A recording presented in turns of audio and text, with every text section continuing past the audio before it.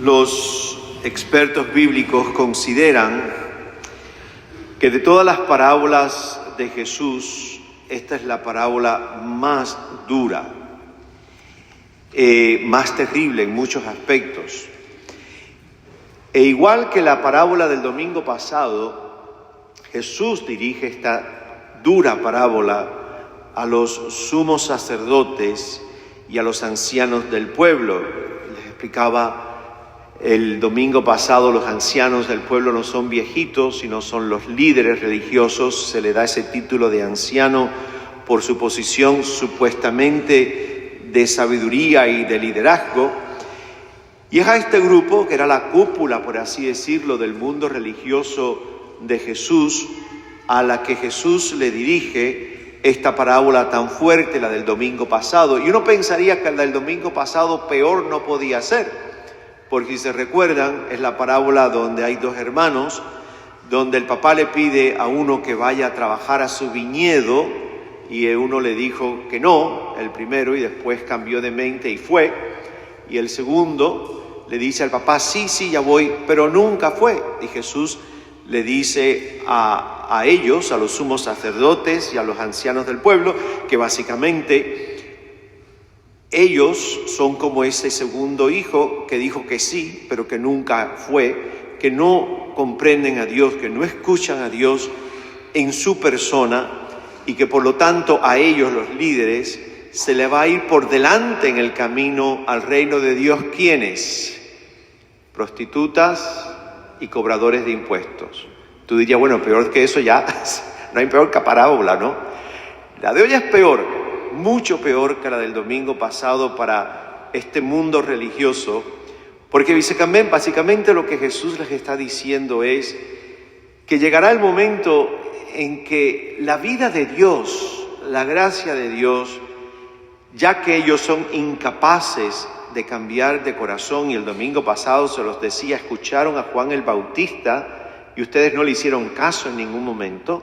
Ahora ya no es cuestión de que se le va a ir por delante un grupo que ellos consideraban totalmente imposibles de salvación, como eran las prostitutas y los cobradores de impuestos. Hoy Jesús les dice, la posibilidad de la gracia les será quitado a ustedes y se les va a dar a otros, porque ustedes, sumos sacerdotes y los líderes religiosos del pueblo de Israel, no acaban de entender y no acaban de reconocer la presencia de Dios en mi persona, la palabra hecha carne, Jesús de Nazaret.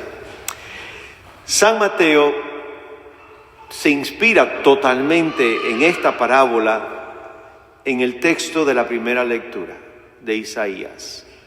Si vas a ver la parábola de Jesús de la viña, es exactamente las palabras de la primera lectura de hoy, con un cambio muy importante. En Isaías, el pueblo de Israel es la viña del Señor, es lo que estuvimos orando en el Salmo. Es una viña donde el que planta esa viña es Dios, y era un título muy típico, muy propio de Israel. Somos la viña del Señor. Y dice Isaías que ese Señor que ha plantado una viña, la plantó con mucho amor y la plantó con mucho cuidado y con mucha delicadeza. Dice que plantó las mejores cepas que encontró. Y ese Señor que plantó esa viña, que es su pueblo, la plantó en una tierra fértil, la iba podando, le iba limpiando de piedras, de maleza, construyó una torre para vigilar que nadie se metiera, ni las alimañas, y construyó incluso un lagar con la esperanza de que diese frutas, diese uvas, y entonces pudiesen crear vino. Isaías dice que cuando llegó el momento de la recogida de la uva, aquel dueño de la uva lo que encontró fue que sus uvas eran uvas agrias. Y se enfadó, porque tanto cuidarlo, tanto amarlo, tanto cultivarlo, terminó dando uvas agrias. Y lo que continúa en el texto es muy duro. Quitó el muro que cuidaba el viñedo para que entraran las alimañas y la gente y pisotearan las uvas. Le quitó la lluvia, permitió que crecieran los espinos y la hierba y ahogaran todo el viñedo. Y termina diciendo el texto de Isaías unas palabras difíciles. Aquel viñador, aquel dueño de la viña, mejor dicho, no el viñador, el dueño de la viña, se acercó a su pueblo, el pueblo de Dios, el pueblo que amaba, llegó con la esperanza de encontrar los frutos y lo que se encontró fue injusticia y muerte. Aquel pueblo había dado uvas agrias.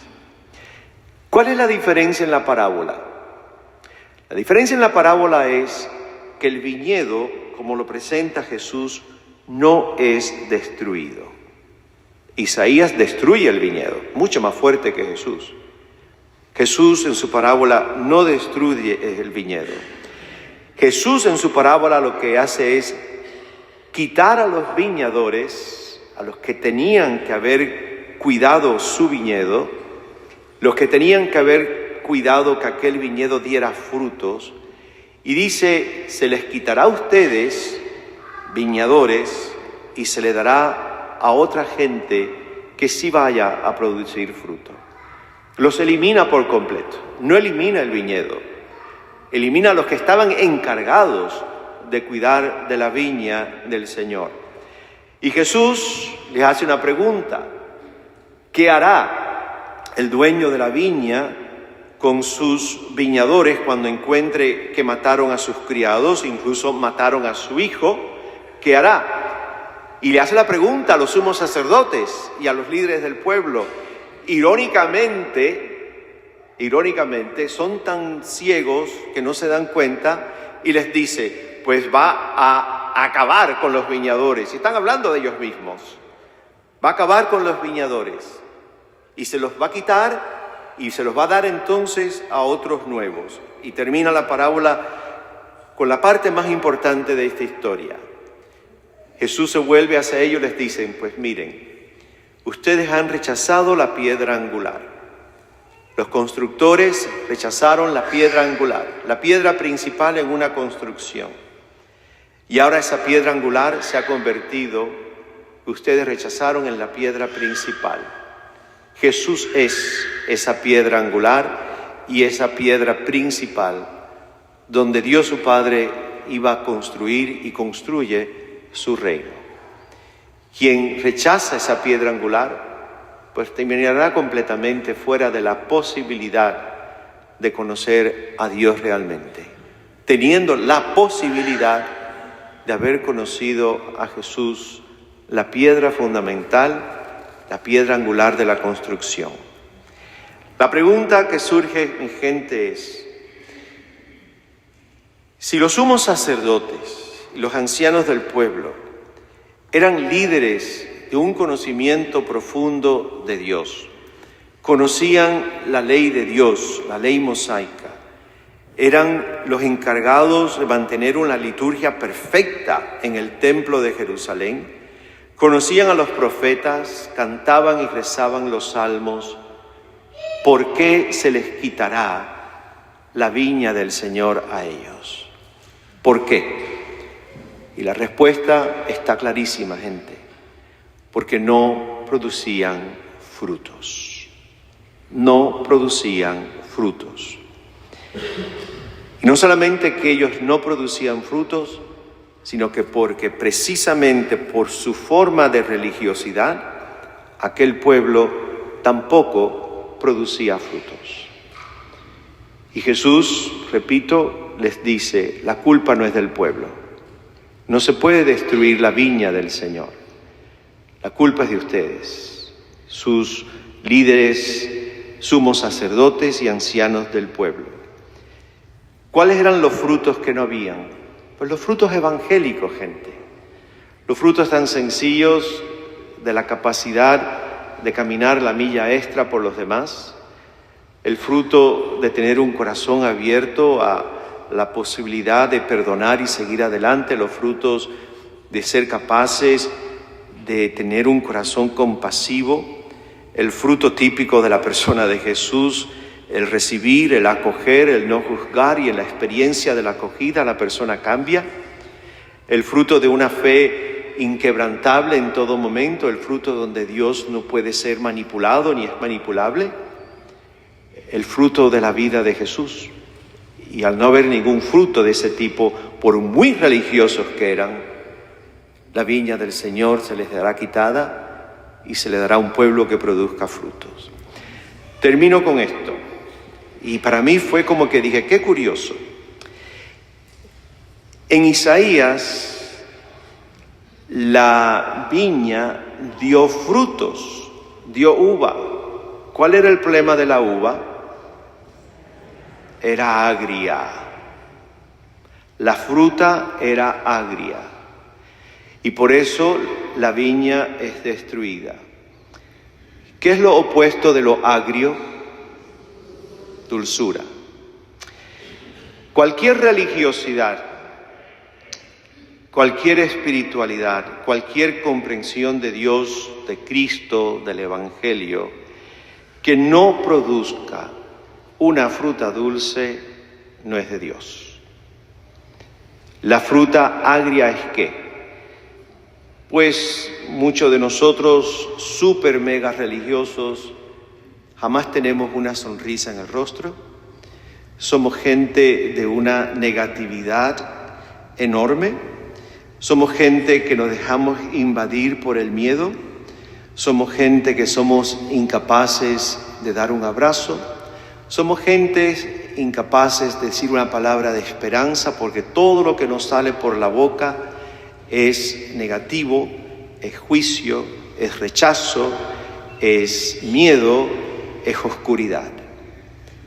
Nos salimos de la iglesia, pero cuando vemos la vida, lo que encontramos son uvas agrias. Por lo tanto, hoy nos hace una pregunta Jesús. Si tú y yo hemos abrazado el reino de Dios, porque a final de cuentas la viña también tiene que hacer una decisión. O abraza el reino de Dios o sigue con sus sumos sacerdotes y ancianos del pueblo.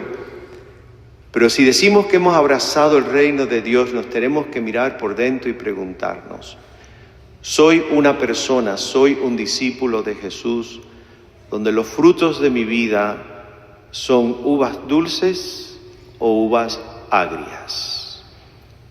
Cada uno tiene que contestarse esa pregunta hoy. Y la cosa es seria, porque si somos gente que produce uva agria, en algún momento el Señor dirá, me cansé. ¿Qué frutos damos tú y yo? Pidámosle al Señor en esta gracia, en esta Eucaristía, la gracia de abrazar la alegría del Evangelio. El Evangelio siempre es una palabra de esperanza. El Evangelio siempre es una palabra que produce gozo, produce dulzura. En lo más profundo de tu interior, en el mío, por fuera podemos estar llorando, podemos tener miles de problemas, miles de dificultades, pero si somos hijos e hijas del reino de Dios en Cristo Jesús por su muerte y su resurrección, tenemos que tener en el centro de nuestro ser un espacio de luz y un espacio de gozo y un espacio de dulzura que nada ni nadie te puede quitar y que te permite a ti y a mí levantarnos por la mañana y aunque la vida nos pese, podemos levantarnos y decir, yo sigo para adelante. Porque en mi interior hay algo que no se apaga y es la uva dulce, fruto de la acción del reino de Dios en ti y en mí. Si nos reconocemos como uvas agrias, algo pronto y urgente tengo que empezar a trabajar en mí, con la ayuda de Dios. Así que gente, hoy el Señor al final nos dice, abraza el gozo y la alegría del Evangelio, que nada ni nadie te podrá robar.